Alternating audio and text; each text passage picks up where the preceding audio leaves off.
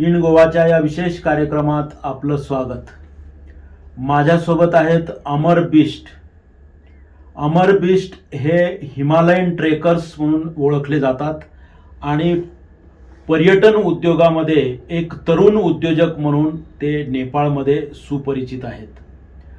America ते नेपाळ असा आंतरराष्ट्रीय पर्यटन व्यवसायाचा प्रवास देखील ते या अत्यंत तरुण वयामध्ये करत आहेत आणि आतापर्यंत त्यांनी trekkers Himalayan treks and expedition private limited या कंपनीच्या मार्फत जवळजवळ 150 ते 200 हिमालयातल्या या ट्रेक्स त्यांनी आयोजित केलेले आहेत आणि त्या माध्यमातून नेपाळमधील हा धाडसी खेळ लोकप्रिय करण्यामध्ये त्यांची मोठी भूमिका राहिलेली आहे. दुसरं महत्त्वाचं त्यांचं वैशिष्ट्य आहे ते म्हणजे समाजसेवक देखील आहेत आणि लहान मुलांच्या तस्करी रोखण्यासाठी त्यांनी एक समाजसेवक म्हणून मोठं काम इथं बजावलेलं आहे.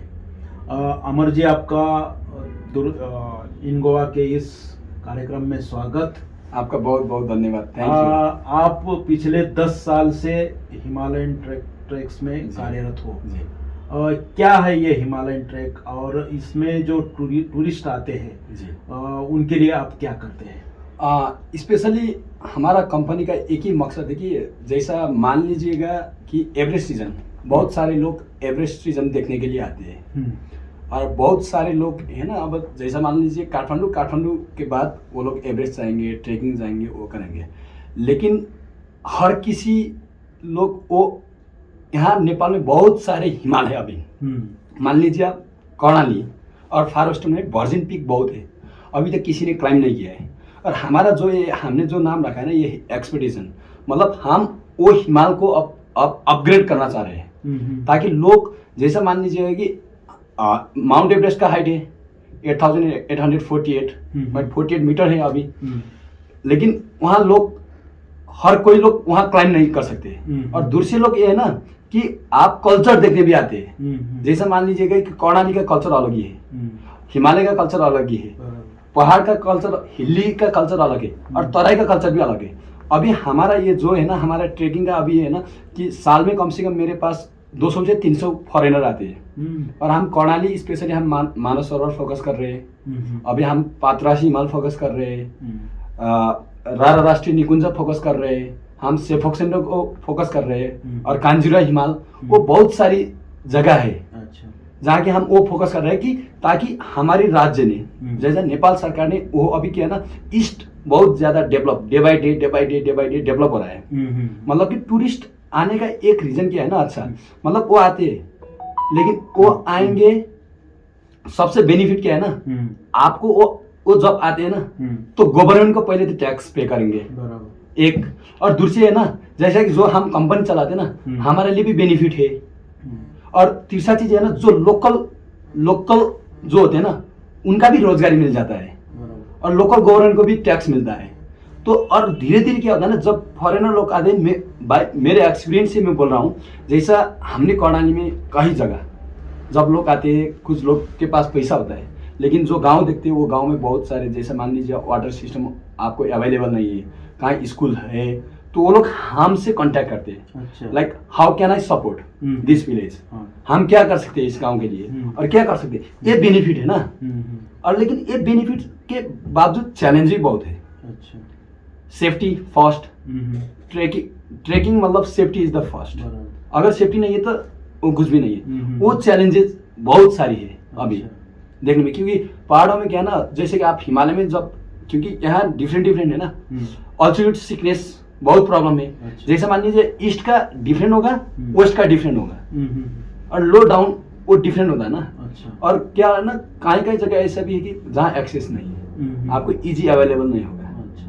कहीं आप हेलीकॉप्टर भी जा नहीं पाएगा जब बारिश होता है उस टाइम पर. वो भी चैलेंज हमको देखना पड़ता है, वो फेस करना पड़ता है. लेकिन अब हम क्या सोच रहे हैं कि हमारा मिशन एक ही है कि हम ग्रास रूट लेवल को भी आगे लाए. क्योंकि हम जिसके पास पैसा है ना उसके लिए हम फोकस नहीं करते. हम फोकस क्या कर रहे हैं कि हम जितना भी कम से कम बजट हो ना जिस बजट में जो ग्रास रूट लेवल के जिसके पास विजन होता है ना कि भाई मेरे को भी हिमालय देखना है, कम से कम बेस कैंप तक जाना है, एवरेस्ट बेस कैंप नहीं जाएंगे लेकिन दूर से बेस कैंप है ना, जैसे मान लीजिए एबीसी है, बहुत सारे यहाँ बहुत सारे बेस कैंप है ना, हम वहाँ जाएंगे। लेकिन उनके लिए हम क्या करेंगे था, जैसा मान लीजिएगा कि इंडिया में एक प्रॉब्लम है, आपको इंडिया का प्रॉब्लम है, मैं रिसेंटली का ये जून जुलाई का बता रहा हूँ, जुलाई में मैक्सिमम इंडियन लोग आते हैं, वो अच्छी टाइम नहीं है। अच्छा। आपको ये बता रहा हूँ क्योंकि एवरेस्ट बेस कैंप में उस टाइम पर मैक्सिमम लोग वापस आते हैं। अच्छा। लास्ट टाइम एक डॉक्टर मिले थे हमसे, उनका कनेक्शन क्या है ना, जो एयरलाइंस का टिकट बुक करते हैं ना वो ट्रैवल से आते हैं। अच्छा। उनका बिना इंश्योरेंस आ रहे हैं, हाँ पैकेज टूर में आते हैं। तो और बाद में बोलेंगे अरे नेपाल गवर्नमेंट नहीं कर रहा है, वो कर रहा है। अरे आप कहाँ गलती कर रहे हैं ना, अच्छा। आप सस्ती के चक्कर में गलत रास्ता जा रहे हैं ना, पहली बात है ना। और दूसरी बात ये है ना कि बिना गाइड आप चल रहे हैं, अच्छा, विदाउट गाइड, वही तो रिस्की है, वो रिस्की है ना। आप मतलब ठीक है आप गूगल मैप जाएंगे वो ठीक है, लेकिन आपको एक दिन में कितना जाना है, कितना पैदल लेना है, और हाई ऑल्टीट्यूड क्या है वो है ना, क्लाइमेट चेंजेस है।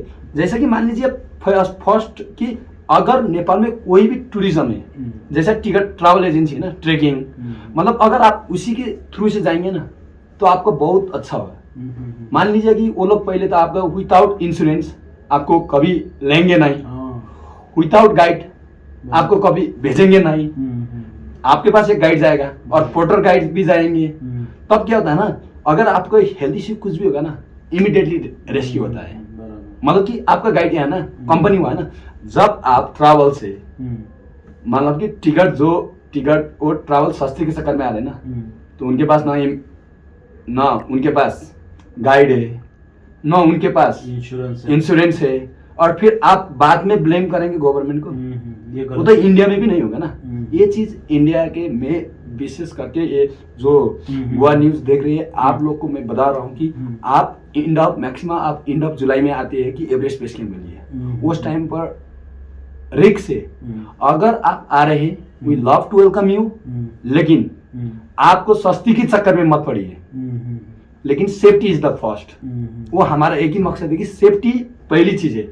लेकिन आप जिस कहीं भी जाते हैं आप गूगल में जाइए, आप देखिए यहाँ बहुत सारे हजारों हजार कंपनी है जो ट्रेकिंग करते हैं। अगर आप उनके साथ जाएंगे, पहले आप इंश्योरेंस पॉलिसी बुझिए और उनके पास गाइड क्या है और पोर्टर गाइड क्या है, मतलब कि वो सब चीज होता है ना, ताकि हमारा आपको बता रहा हूँ जितने भी कंपनी नेपाल में चला रहे, जितने भी गाइड है ना, हम चाहते कोई एक्सीडेंट मत हो किसी का, मतलब कि हम चाहते हैं कि we are always trying our best कि जितने गेस्ट आ रहे हैं ना वो हैप्पी से वापस आए, ताकि और एडवर्टाइजमेंट करें और लोग आए यहाँ पर। अमर जी, आपने अभी बताया कि हिमालय में ट्रेक करने के लिए, वहाँ एडवेंचर टूरिज्म करने के लिए क्या खबरदारी लेनी चाहिए। अभी मुझे बताइए कि ये जो एडवेंचर टूरिज्म आप दिन ब दिन बढ़ रहा है जी, तो उसके लिए रिस्क क्या है और चैलेंजेस क्या होते हैं। नहीं ये है ना चैलेंजेस, तब पहले चैलेंजेस तब बिगेस्ट चैलेंज अभी क्या है ना, कोविड के बाद क्या है कि क्लाइमेट कभी भी चेंज हो सकता है। लेकिन जैसा आप इस बार देखिए, अभी भी आप काठमांडू में हैं, ये इस टाइम अभी बेस्ट है। जैसा मान लीजिए क्लाइंबिंग के लिए इस टाइम पर भी जस्ट लास्ट मंथ अगस्त में बहुत सारे लैंडस्लाइड हुआ है, स्नो स्लाइड हुआ है, कुछ लोग घायल हुआ है, कुछ लोग अभी नहीं है हमारे पास। जैसे मतलब कि पहले क्या था कि कोविड के बाद पहले वो एक्सीडेंट ज्यादा नहीं होता था, लेकिन इस बार पता नहीं। और क्या ना, अभी हिमालय थोड़ा थोड़ा पानी पिघल रहा है। अच्छा। वो चैलेंजेस है क्लाइमेट चेंज की वजह से और ग्लोबल वार्मिंग की वजह से। जैसे मान लीजिए अभी क्या है ना, पहले मट्टी होता ना, माटी उसका घर छत बनता था। अच्छा। पहले और वहाँ ह्यूमिडिटी नहीं था। अभी क्या है ना, लोग क्या होगा कि वो जस्ता टीन, जैसा मान लीजिएगा कि सीमेंट, रॉड, आयरन वो प्रयोग करा है, उसके वजह से क्या होता है ना, हीट, प्लास्टिक पोल्यूशन हो रहा है ना, डे बाई डे पोल्यूशन हो रहा है ना, तो इसी की वजह से है ना। और पहली बात क्या है कि ट्रेकिंग मतलब ये है ना, जैसे कि आर्टिफिशियल और नेचुरल में फर्क है। नेपाल क्यों नेचुरल के लिए क्यों लोग आते हैं, इंडिया में क्यों आते हैं, कल्चर, हमारे कल्चर देखने आते हैं वो लोग, मतलब कि हमारे हिमालय देखने आते हैं वो लोग। मतलब कि बहुत सारे वो है ना झरना ताल तलाई वो देखने आते हैं ना। बराबर। तो अभी क्या है ना कि प्रॉब्लम क्या हुआ कि अभी हम लोग ज्यादा क्या हो गया कि आर्टिफिशियल में लग गया। जैसे मान लीजिए कि अभी हिमालय के रास्ता है, जैसे एवरेस्ट बेस कैंप का रास्ता है, वहां भी अभी सीमेंट धीरे धीरे सीमेंट प्रयोग हो रहा है, सीडी में सीमेंट प्रयोग हो रहा है इजी के लिए। बराबर। लेकिन हम चाहते हैं, हम रियल ट्रेकर्स क्या चाहते हैं कि हम चाहते हैं कि वो इजी रास्ता नहीं है, आप आ रहे हैं ना एडवेंचर के लिए, बराबर। एडवेंचर करना आ रहे हैं ना। तो अगर क्या है कि वो तो जिम्मेवारी हम गाइड लोग का है ना, कंपनी लोग का है ना। हम लोग एक्सपोर्ट को भेज रहा है कि आप वो जो शिकार हुए उसको भेज रहा है, वो तो हमारे डिपेंड है ना। लेकिन अभी क्या हो गया है कि रास्ता इजी बनने लगा है। जब रास्ता इजी बनते हैं ना तब आपको एडवेंचर नहीं होगा। बराबर। जैसे मान लीजिए कि हम चाहते हैं कि अभी जैसे मान लीजिए bungee jumps day by day बढ़ रहा है नेपाल में। अभी हमने लास्ट टाइम हमने आइस रॉक क्लाइंबिंग में किया था। अच्छा। मनांग में, मतलब कि वो आ रहा है। अभी क्या है ना, अभी बहुत सारे रॉक क्लाइंबिंग भी आ रहे हैं। मतलब कि अभी डे बाय डे डेवलप हो रहा है। लेकिन उसी से क्या हो रहा है ना, विनाश भी हो रहा है डे बाय डे। क्योंकि हम लोग क्या है ना अभी आर्टिफिशियल बन गए हैं। हम इंडियन और नेपाली लोग, हम लोग आर्टिफिशियल को ज्यादा फोकस करने लग गए हैं। जैसे आर्टिफिशियल वो सीमेंट का भी तो आर्टिफिशियल है ना, टावर। अरे व्यू टावर बनाना है, अरे व्यू टावर का मीनिंग क्या है, वो आर्टिफिशियल है ना। पहाड़ों में जाओ ना, वहां से पूरा वैली देखेगा ना, जैसे कि हिमालय में जाओ ना। लेकिन अब क्या हो गया कि हम लोग मजाक बना रहे हैं अभी। हम नेचुरल ब्यूटी क्या है ना डे बाय डे हम खराब कर रहे हैं इजी के चक्कर में। जो इजी के चक्कर में है ना हम लोग फंस रहे हैं। हम लोग day by day tourism Nepal का नहीं है, ये इंडिया का भी वही है। इंडिया का भी हालत वही है। क्योंकि मैं इंडिया में बहुत सारी जगह गया हूँ, खूबसूरत जगह तो दोनों तरफ है। हिमाचल भी गया हूँ मैं, जम्मू कश्मीर भी गया हूँ मैं, अंडमान तक मैं गया हूँ ना। लेकिन जो ब्यूटीनेस है ना अब डे बाय डे क्या हो गया है कि आर्टिफिशियल की वजह से हो गया। जैसे मान लीजिएगा हिमालय का ताल होता है ना, उसमें अब क्या है आप बोटिंग शुरू करने लग गए वो मशीन पेट्रोल से। बोटिंग क्या होता है, प्रदूषण हो रहा है ना। आप काठ का वो डुंगा बना सकते हैं ना। बराबर। मतलब कि आप वहीं के जैसे स्थानीय लोग को आप वो करे ना, इंक्रीज करे, प्रमोट करे, ताकि उनको ट्रेनिंग दे, ताकि वही लोग करेंगे ना वहाँ। अभी क्या है कि जैसे कि मान लीजिए कि हम सस्ते के चक्कर में ना, इजी के चक्कर में हमने बहुत सारे एडवेंचर डे बाय डे हम घुमा रहे हैं। अगर आप देखेंगे वेस्टर्न यूरोपियन कंट्री में, अमेरिकन कंट्री में, अरे नेचुरल उससे उन लोग का हम कभी टच नहीं करेंगे। आर्टिफिशियल में हम लोग कभी टच नहीं करेंगे। जो उनका सोचना है ना वो फर्क है, अलग है। जो हम सोचते हैं ना वो अलग है। हमारे पास जो है ना उसको संरक्षण करना है। हमारे क्या ना ऊपर वाला ने हमको क्या दिया मालूम है, बहुत सुंदर देश दिया है, उसको हमको बचाना है, उसको हम गंद नहीं करना है ये आर्टिफिशियल लेकर। जैसा हम बाहर आर्टिफिशियल देखते हैं ना वो देखने में अच्छा होता है फोटो में, लेकिन जो नेचुरल व्यू आप जब देखते हैं ना वो फर्क है। जैसा कि मान लीजिए इंडिया का बहुत सारे एग्जाम्पल देता हूँ मैं। मानव सरोवर के लिए इंडिया से बहुत सारे लोग आते हैं। कोई लोग है ना मानव सरोवर से हम नहीं वापस नहीं जाएंगे, हम यहीं मरेंगे। क्योंकि जब वो लोग जब वहां पहुंचते हैं ना तब उनका फीलिंग कुछ अलग ही होता है ना। मतलब कि भाई मैं आ गया, बस जन्नत में आ गया, यही है मेरे लिए जन्नत, वो है ना उनका। लेकिन वो जाने का रास्ता जो एडवेंचर है ना उसमें भी तो मजा है ना आपको। अगर आप डायरेक्टली हेलीकॉप्टर से वहीं जाएंगे तो क्या बेनिफिट है, एडवेंचर है। आप आएंगे फोटो खींचेंगे मानव सरोवर, जब आप पैदल चलेंगे ना, जब वहां के जो ढूंगा पानी हवाएं जो होता है ना कि बर्ड्स का आवाज, वो कुछ अलग ही फील होता है ना। मतलब कि वही है एडवेंचर। एडवेंचर और कुछ भी नहीं है। आप इजी के चक्कर में मत फंसिए।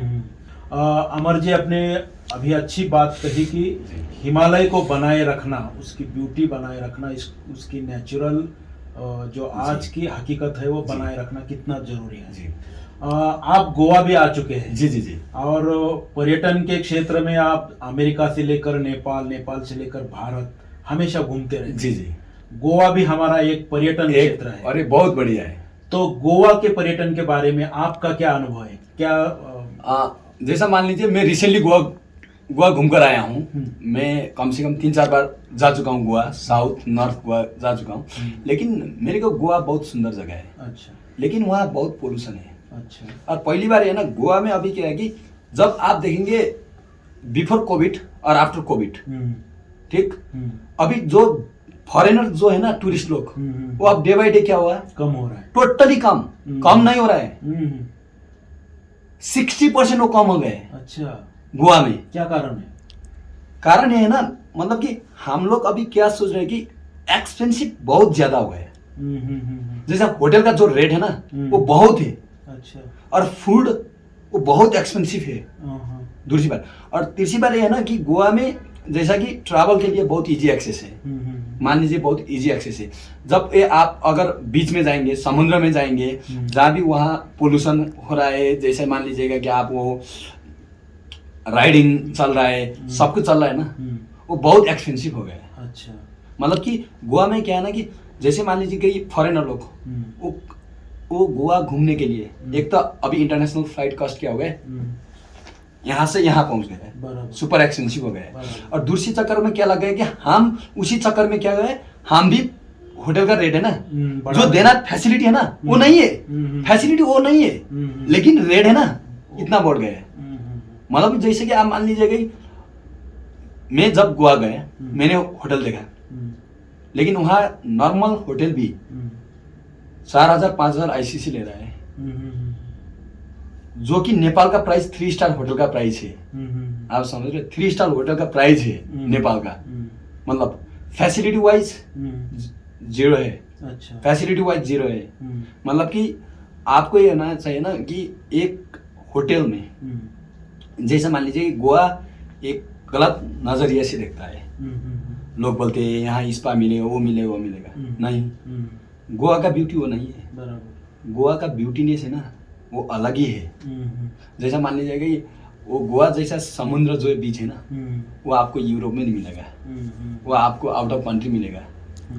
जैसे कि हम नेपाली लोग, मेरे बहुत सारे दोस्त बोलते हैं कि गोवा में चलना है, वो बोलना है, और मैं उनको एक चीज़ बोलता हूँ, ओके ठीक है, गोवा का प्राइस ये है, एक्सपेंसिव है, और सिक्योरिटी वाइज मेरे को अच्छा नहीं लगा गोवा। अच्छा। सिक्योरिटी वाइज मेरे को अच्छा नहीं लगा, क्योंकि जितना CC कैमरा होना चाहिए, जितना टूरिज्म के लिए जितना फोकस जो एक डेवलपिंग होना चाहिए ना वो नहीं है।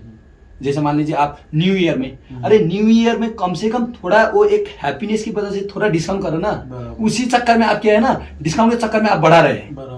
मतलब कि मेरा मानना ये है कि जितना लोग आते हैं ना, एक्सेस होते हैं ना, उससे बेनिफिट है ना आपके कंट्री में।